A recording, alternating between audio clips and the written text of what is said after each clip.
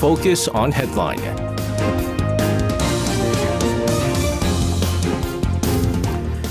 All right, let's take a look at what major issues are making the headlines today on Focus on Headline. For this, joining us in the studio today, we have our reporters in Yoon Hae-jung and Sung Hae-rang. Guys, welcome back. Good evening. Good evening to you guys. We're going to start things off with the Constitutional Court's impeachment trial on President Yoon Suk-yeol. We are now really closing in on the final days of the impeachment trial, as long as it does not extend. We did briefly talk about this yesterday, actually extensively. Constitutional Court holding the 7th hearing out of the 8 scheduled so far on Tuesday. We covered the testimony given by former Interior Minister Lee Sang-min, National Security Advisor Shin Won-sik.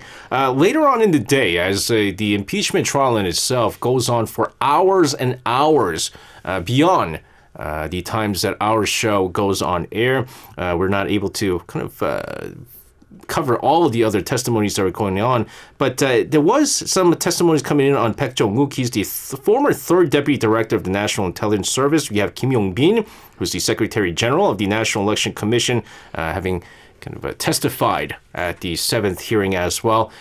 Hae-jung, start us off here. Let's get more testimonies from yesterday's witnesses. Right. For a brief recap, former Interior Minister Lee Sang-min denied that he ordered cutting off power and water to major left-leaning media outlets as well as an opinion polling agency during the imposition of martial law, and denied receiving such instructions from President Yoon Suk-yeol.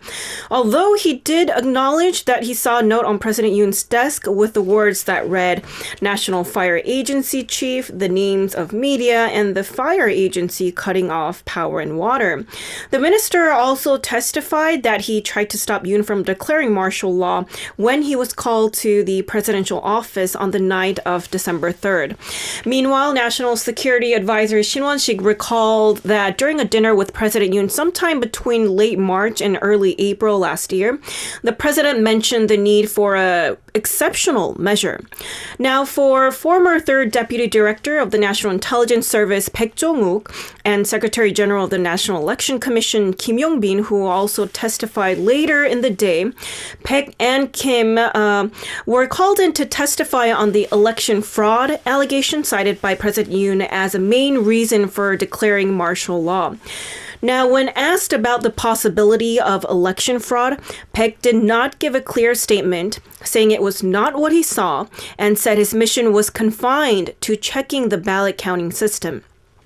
Baek said that the NIS had found that the National Election Commission system had vulnerabilities and could have potentially been exposed to hacking during its 2023 inspection, but said that there was no evidence of election fraud. He said that the NIS had inspected about 5% of all the Election Commission's equipment at the time, and added that they did not find any signs of outsider infiltration.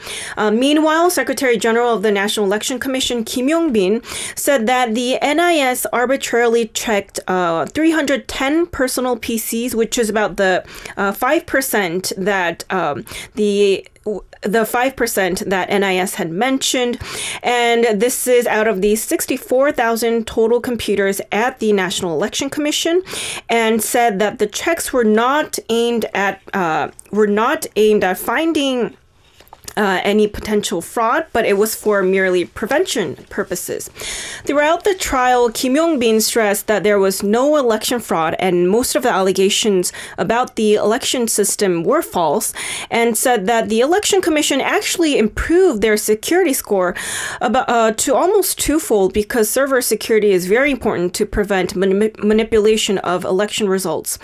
Meanwhile, President Yoon, who was at the courtroom from the start of Tuesday's hearing, which was 10 a.m., left the courtroom at 4:25 p.m. ahead of Baek and Kim testifying, who were the main figures to be questioned on allegations of election fraud. Yeah, so a couple of things that are coming out that's not working in the favor of Yoon and also the Interior Minister. So just kind of doing another recap of what former Interior Minister Lee Sang-min had said, right? He said he had seen like a note or something like that, and that he never ordered the National Fire Agency to cut off the water and power of some of the left-leaning broadcasters and polling stations and things like that. But you also got a testimony from the fire chief the head of the National Fire Agency during the prosecution's questioning, saying that he got explicit orders down from the interior minister to cut the power, cut the water from all the broadcasters and things like that. And right now, this is becoming a problem because we talked about this yesterday.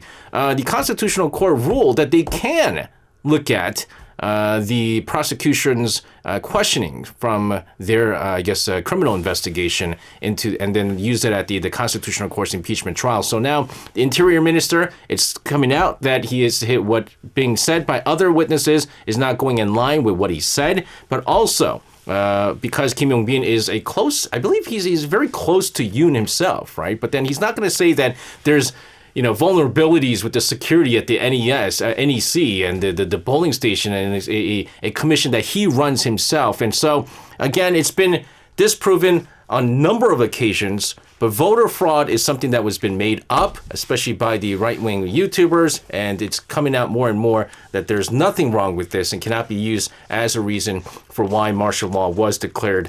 Again, at the 7th hearing of the impeachment trial, we had President Yoon again, really explaining the background of him declaring the martial law, and it seems like the more and more he explains, the more and more confusing it gets, to be honest with you. But Arirang, let's get some more on this.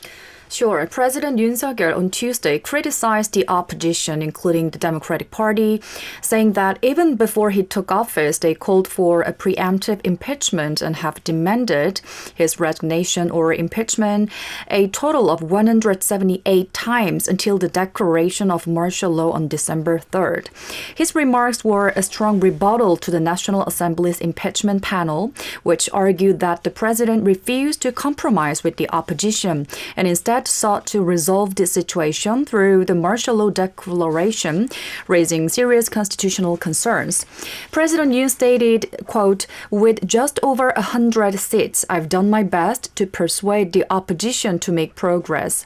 But this reckless impeachment on shaky ground, something unheard of in modern history in any civilized nation, is extremely malicious, and it clearly shows that their goal is not dialogue and compromise, but the destruction of this administration."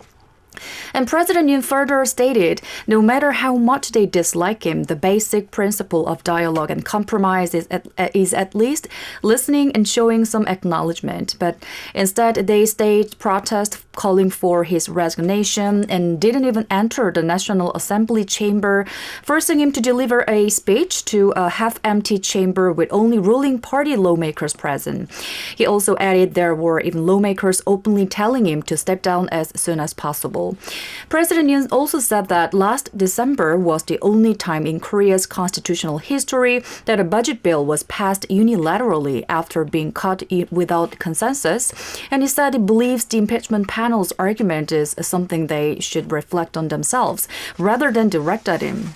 Yeah, and so one of the things that I think he said was there was 2 times, right, when he was at the National Assembly for a speech, and he was saying something on the lines of the main opposition Democratic Party lawmakers didn't even clap for me, and then there was a lot of memes going on in regards to this. But whether or not that calls for, right? I mean, we use the term checks and balances, right? The opposition is always going to go against the ruling party. They're always going to go against the ruling administration. But is that enough to, I guess, declare a martial law is what the Constitutional Court justices are going to be ruling on here. The prosecution, in the meantime, stated that Yoon's indictment, that he deployed troops from the Capital Defense Command and the Special Warfare Command to the National Assembly in an attempt to obstruct lawmakers from voting to lift the martial law, but they faced resistance from citizens. This was another very controversial comment that was being made here. Yoon denied this, claiming instead that the soldiers were the ones who suffered harm. Another controversial remark being made here. Arirang, let's talk about this. Right. President Yoon argued that the military never attacked civilians, but instead soldiers were assaulted by citizens. After the testimony of National Security Advisor Shin Won-sik, President Yoon took the floor and stated, when he said nothing happened, he meant there were no arrests, no forced removals, nothing of the sort occurred. He further argued that the military never oppressed or attacked people. In fact, during the martial law situation, soldiers who were deployed to maintain order were the ones assaulted by citizens. So I don't think there was any kind of footages that came out that showed that citizens would be assaulting the soldiers. That would be foolish. But there were citizens who were blocking military vehicles from coming by, right? And so that they don't go into the National Assembly and things like that. But it is hard to say nothing happened when you did see the soldiers go in there breaking down windows and doors and things like that. And there was a lot of chaos going on. But the consensus is that because the soldiers knew that they probably should not be using force on the people, that's why there was force. We learned from our past history. And when there was military suppression going on during the Chunduan era, I think many have learned from this, and that's the reason why the no force was being used on the people, and there was no need to use it on the people, to be honest with you. The Constitutional Court on Tuesday rejected the request from President Yoon's legal team to call Prime Minister Han Duck-soo and the acting commander of the Defense Counterintelligence Command, Lee Kyung-min, to testify as witnesses. The court also rejected Yoon's demand for a second investigation of the NEC server to verify allegations of election fraud. Oh my goodness. Haejang, let's get the latest updates on this. There's one more hearing scheduled in President Yoon Suk-yeol's impeachment trial. The 8th hearing is set for Thursday, which is tomorrow, and no further hearings are currently scheduled as of now. And as SJ mentioned, President Yoon's legal team has asked the court to summon additional witnesses. Prime Minister Han Duck-soo and acting commander of the Defense Counterintelligence Command, Lee Kyung-min, but acting court president Moon Hyung-bae said the request was dismissed as it was deemed unnecessary.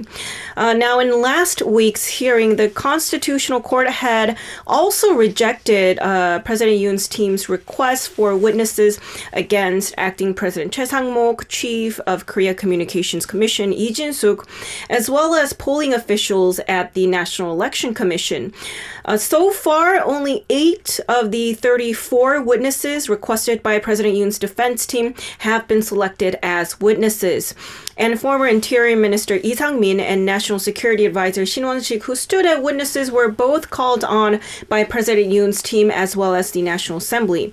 Yoon's legal team has asked the court to summon 3 additional witnesses on Monday, including the president's personal secretary, Kang Eui-gu. The court has not reached a decision on this yet, but the court did add that it seems unlikely that the witnesses will be accepted as they are not directly related to the martial law declaration.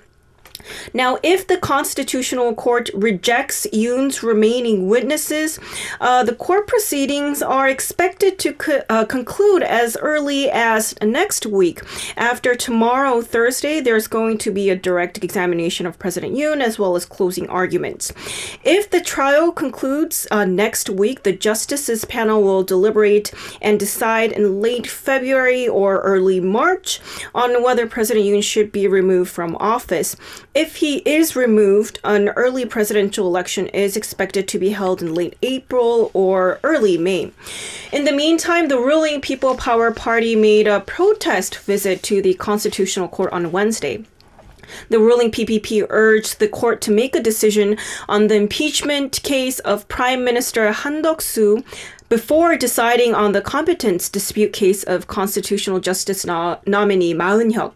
Acting chair and floor leader of the ruling PPP, Representative Kwon Song-dong, said that the impeachment case against Prime Minister Han was filed much earlier than the case against nominee Ma Eun-hyuk, but the Constitutional Court urgently proceeded with the case against Ma, making it difficult for the court to avoid criticism that it is unfair. Again, he said, she said, in regards to this, but it's going to get interesting with the Yoon's impeachment trial, right? We had, again, the 8th and final hearing set to take place tomorrow.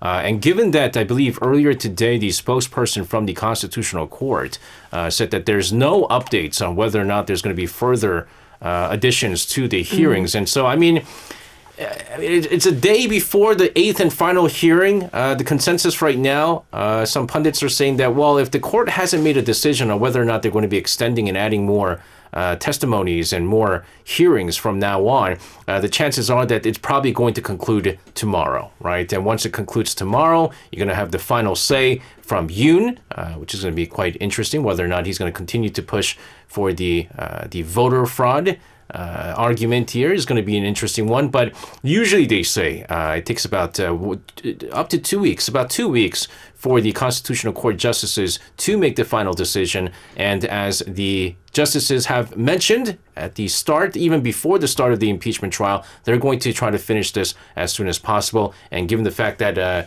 there's maybe no additional hearings put in place, I think the justices have heard enough. They've got enough evidences to make the final decisions. And when it does wrap up very early, odds are against President Yoon is the consensus here. Let's move on, talk about domestic politics. The National Assembly holding a 3-day interpellation session with the government starting today. Hey, now let's get more on this. Right. The National Assembly began a 3-day interpellation session today. The questioning will cover politics, foreign affairs, unification, and national security on the first day, which is today, followed by economic issues on Thursday and education, society, and culture on Friday. On Wednesday, the People Power Party is expected to argue that the cause of the martial law lies in the legislative dictatorship of the Democratic Party and the other opposition parties. Also, the PPP plans to criticize DP leader Lee Jae-myung's inconsistency, highlighting that his recent rightward shift under the banner of pragmatism. The party is also likely to raise concerns over ideological bias and fairness issues within the Constitutional Court regarding President Yoon's impeachment trial. In response, the Democratic Party plans to label the People Power Party as collaborators in the alleged insurrection and go on the offensive over the martial law. The party will also push for the appointment of Constitutional Court Justice nominee Ma Eun-hyuk and criticize the damage to South Korea's international reputation caused by the crisis. And both ruling and opposition parties are expected to focus on key foreign policy issues, including the government's approach to defense cost sharing and tariffs in light of the second Trump administration, as well as its policy direction on North Korea. It's the 3-day interpellation sessions are both interesting and very frustrating as well, because it's basically just grilling each other. It's just throwing mud at each other for 3 days, and it's just over and over again. And then I think we talked about this last year with an expert, but nothing really comes out of it. It's just basically going, hey, you did this and you did that, right, and you're worse than I am, and then no, you're worse than I am. And it gets ugly, and not a lot of big issues involving the everyday people. It doesn't really get mentioned here. The amount of retirement plan fees that banks, brokerage firms, insurance companies, and other financial institutions are taking from savers is increasing year after year. Hyecheon, let's get some details on this. According to data from Korea's Financial Supervisory Service released Wednesday, the total commission fee paid to financial companies that operate retirement pension plans reached nearly 1.7 trillion won, which is roughly $1.2 billion US dollars. These are all fees paid by defined benefit plan, defined contribution plan, and individual retirement plan subscribers. Looking at the amount of commission fee income by top financial companies last year, Shinhan Bank earned the most with 211.6 billion won, which comes to roughly 145.5 million US dollars, followed by KB Kookmin Bank, Samsung Life Insurance, and Hana Bank. And regardless of returns, the amount of fees collected by financial companies from subscribers has been increasing rapidly every year, and this is because reserves under retirement pensions increase every year. Under the current fee system, financial companies charge a certain percentage of the reserves they operate, regardless of the fund's investment performance. So the more amount a subscriber has accumulated in their retirement fund, the bigger fee they have to pay to firms that manage their pension fund. The size of accumulated reserves hit 432 trillion won in 2024, surpassing the 400 trillion won mark. And this is expected to reach a quadrillion won, which is roughly $688 billion US dollars by the year 2032. But despite the huge fees paid by subscribers, the performance of retirement pension funds are poor. As of the end of 2023, the 10-year annualized return of a pension plan was only 2.07%. Even if you shorten the time span to 5 years, the annualized return is 2.35%, which is actually less than the inflation rate of 3.6% in 2023.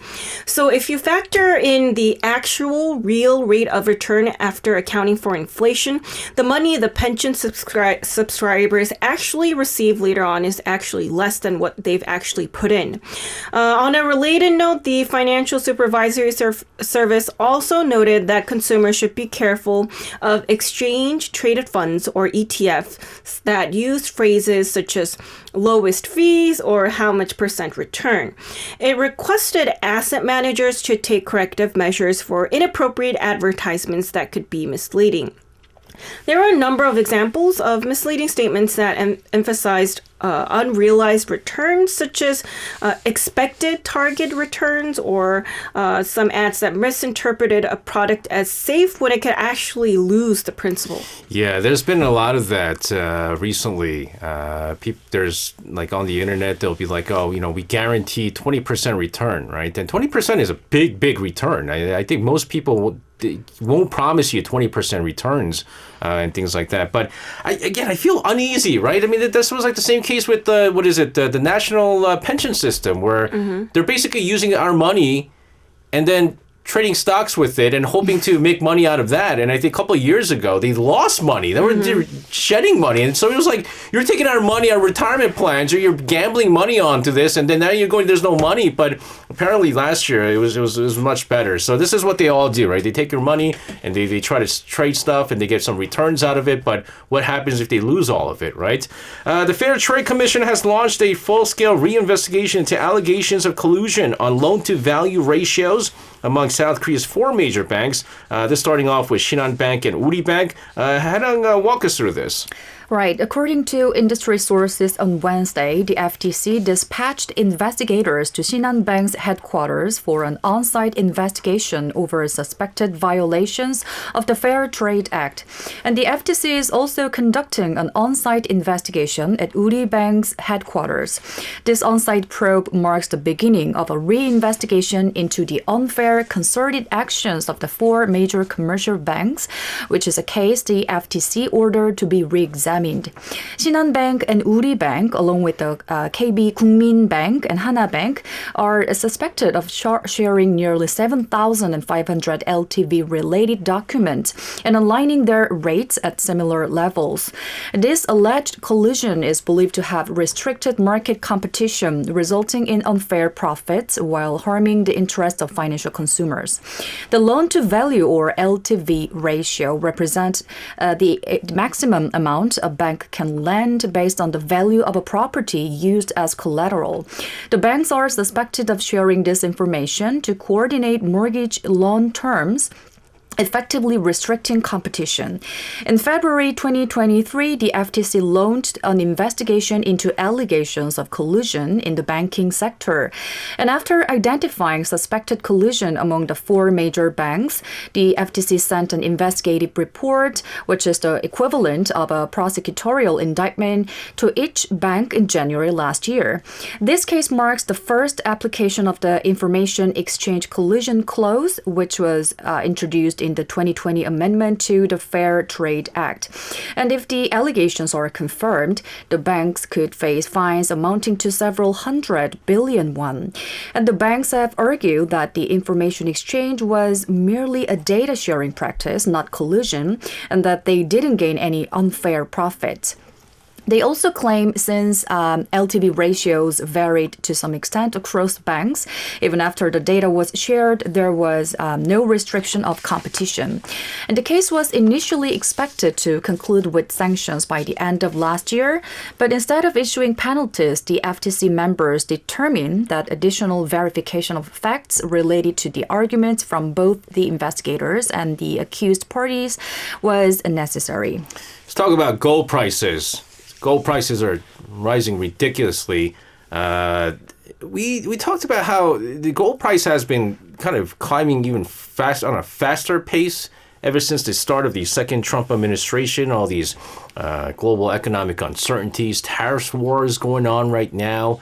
I mean, it's gone way. The international gold price, spot price, has surpassed the $2,900 mark already. And the financial markets are saying that the hiking gold prices will continue for some time. Of course, go past the $3,000 mark here. Haejang, let's get more on the gold prices. On Tuesday, the Korea Minting and Security Printing Corporation sent a letter to major commercial banks in Korea, informing them that the corporation is suspending gold bar sales. Korea Minting also posted an announcement on their website saying that they are temporarily suspending the sale of gold bars. So as such, now it's basically impossible to buy gold bars in Korea through commercial banks. And some banks are telling their customers that it could take months for them to actually receive their gold bars, even if they place their orders. According to Korea Exchange on Tuesday, the gold price per gram of a 100-gram gold bar reached 156,231, which comes to roughly $107.54. This is the highest since March 2014 when the exchange's gold market first opened. And if you do a little math here, an ounce is roughly 28 grams, so an ounce of gold here comes to roughly $3,011. And considering that the price of gold was around 86,000 won per gram in February last year, the price has almost doubled in just a 1-year period. Meanwhile, the daily gold trading volume is also setting a new record. The daily gold trading volume, which first exceeded the 100 billion won mark last Wednesday, this is roughly 68.7 million US dollars. It reached 101.9 billion won on Tuesday. Of course, this comes as investment demand for safe assets has soared amid global economic uncertainty following the tariff war sparked by US President Donald Trump. And as SJ mentioned, international gold spot prices exceeded the $2,900 mark. And this has seen 7 yearly highs so far this year. It hit a record high of $2,911 an ounce on Monday in the U.S. And like you've mentioned also, this is expected to surpass the $3,000 mark soon. Yeah, I'm going to make a quick correction on the gold prices here because I got really excited on this number. 1 gram reached 156,231, or about 107 US dollars, because 100 grams comes out to about 10,000 US dollars. Oh yeah, the gold price per gram of a gold bar. Yeah. So I was like, wait a minute, you could get 100 grams for that price? Where is this place? I'm going to go there right now. No, it's a single gram. A single gram costs about $100 or so. It went down a little bit after reaching the peak here, but it's getting pretty ridiculous with these prices. We have here in Korea, what is it, 돌잔치, right? The first birthdays. And the tradition is that you buy them a single, 돈, which comes out to 3.75 gram in a 돈 here in Korea. But it used to be, I think a couple of years back, it was like you could buy for something around like $150 to $200, but now it's like $500 to almost $600 for that ring. And a lot of people are burdened by these invitations of 돌잔치s or these first birthday parties, and I think less and less people are actually having parties because of that burden, right?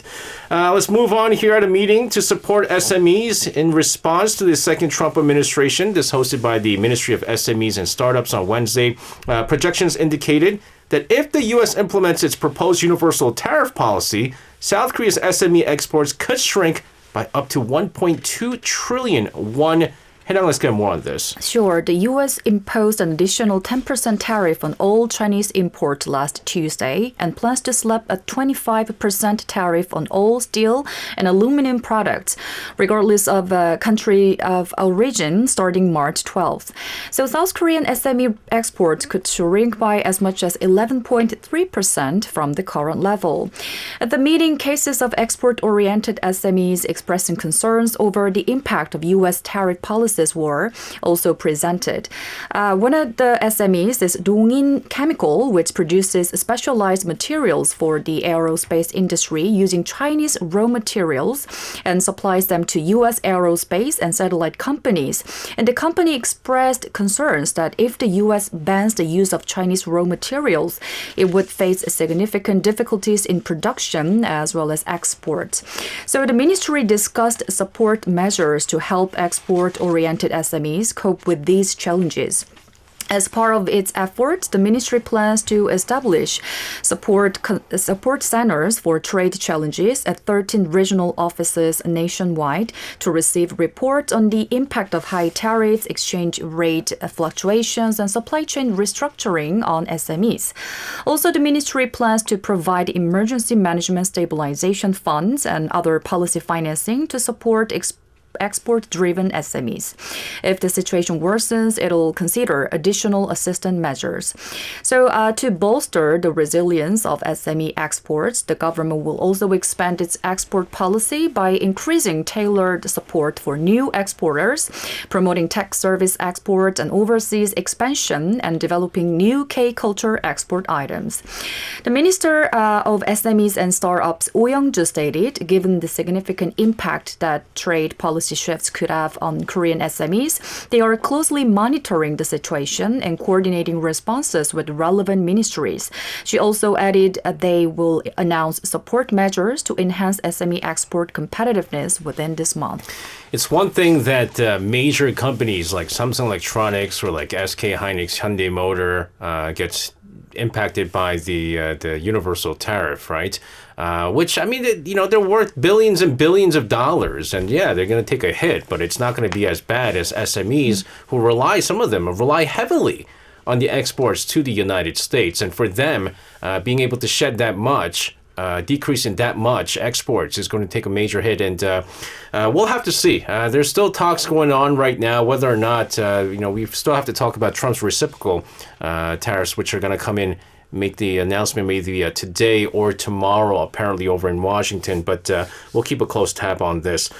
Speaking of which, following U.S. President Donald Trump's plans to impose that 25% tariff on all steel and aluminum imports, you had acting President Choi Sang-mok mentioning on Wednesday that the Korean government will thoroughly examine the impact on the country's industries and exports and, of course, respond preemptively. Hae-jung, let's get the latest on this.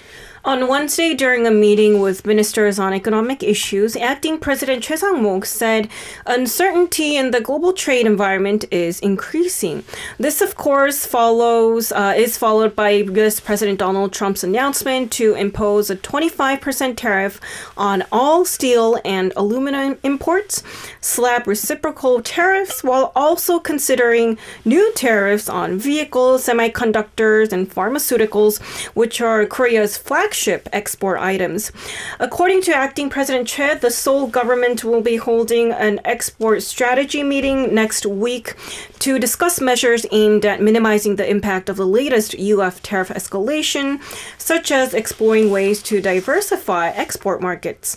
Additionally, the government plans to strengthen support for the biopharmaceutical sector, one of the country's key growth industries, and also a potential target for Trump's tariffs. Choi added that proactive measures will be taken to mitigate risks by connecting pharmaceutical and cosmetics development firms with South Korean affiliated companies that have production facilities in the United States. Again, I mean, we've talked about this, but if right now it seems like at least Trump is not going to be closed-minded, right? He's open for negotiations. I mean, we even saw that with Jordan. Earlier today, I think he met with the Jordanian king, King Abdullah II, when Trump had threatened to cut off all aid to Jordan if they don't taking all the Palestinians, right, to Jordan. They're saying he's planning to send all the Palestinians, Gazans, over to like Jordan and Egypt right now. And then Jordan and Egypt's like, no way, Jose. But in exchange, what he did do, the Jordanian king said he's going to take in 2,000 sick Palestinian kids. And I think Trump was happy with that, right? And said, we'll work on this, and this wasn't a threat, and, aid will continue to Jordan. So maybe Trump will be open to some sort of negotiations with South Korea, or at least some of the closer allies of the United States. Rounding things out here, to promote the utilization of free trade agreement, the government will ease the burden of proving the origin of Korean wave-related cosmetics and food products. Oh man, the proof of origin is a complicated thing here. Arirang, let's get more on this. Sure. On Wednesday, the Korea Customs Service, or KCS, and other relevant ministries jointly announced the Customs Administration strategy to support FDA utilization. The government plans to strengthen post-management measures and provide consulting services to enhance companies' ability to manage product origins. According to the government, South Korea has 22 FTAs in effect with 59 countries, with an FDA utilization rate of 86.3% for exports and 85.4% for imports. The use of the FTA has stabilized, but the government believes there is still a need to boost participation in FTA in certain regions. In response, the government announced that it would significantly reduce the number of documents required to issue certificates of origin for K-beauty and K-food products from 8 to just 1. So the government will also support eco-friendly products and used car exports. For products made from recycled materials in Korea, businesses will be able to obtain a certificate of origin using only a good recycled, or GR certification, which is a South Korean program that recognizes products that use recycled materials without the need for additional documents. And for used cars, the system will be improved so that a vehicle identification number, or VIN verification certificate alone, can serve as proof of domestic manufacturing. The government will also expand trade partnerships to help ease the challenges faced by exporting companies when dealing with customs. It plans to establish new electronic origin data exchange systems with countries such as Cambodia and the Philippines. Also, customs officers will be newly dispatched to key locations, including Chennai, India, and Hanoi, Vietnam. I don't know if I've mentioned this before, but part of my 7 or 8 jobs that I have, I also export goods to the United States, and not once have they asked for a certificate of origin. January 1st comes, they go, I need your certificate of origin, because Trump is about to come into office, and he's going to start cracking down on where the items are coming from, especially from Asia, apparently, is what it is. And so it's not just like China, but just all of Asia. They really want the proof of origin. But then the thing is, once you get the certificate of origin once, then you're good for however long. So it's not a big deal. Anyways, guys, thank you very much for your reports. Have a safe one, and we'll see you guys again. Thank you. You can listen to Korea Now with me, SJ Lee, by downloading the Arirang Radio application, or tune in online by visiting www.arirangradio.com. So make sure you tune in Mondays through Fridays, 6 p.m. to 8 p.m. Korea time.